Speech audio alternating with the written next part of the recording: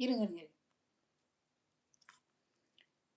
பெருந்தொகையான பிரயாணிகள் அந்த கூட்டத்திலே நான் இங்க பாருங்க. கலா கையில் வைத்திருந்த வாணி, கலா சொல்லல. வாணி, கலா, கண்ணன். கலா கையில் வைத்திருந்த பொதியை கண்ணன் வாங்கிக் கொண்டான். பொதின்னா பேகு.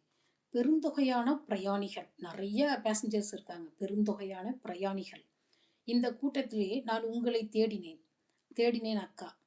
உங்களைக் காணவில்லை. ஒருவேளை என்று தொடங்கினாள் வாணி. ஒருவேளை நான் விமானத்தை தவறவிட்டிருப்பேன் என்று சந்தேகப்பட்டாயா? இப்படி கேட்டுச் சிரித்தாள் கலா.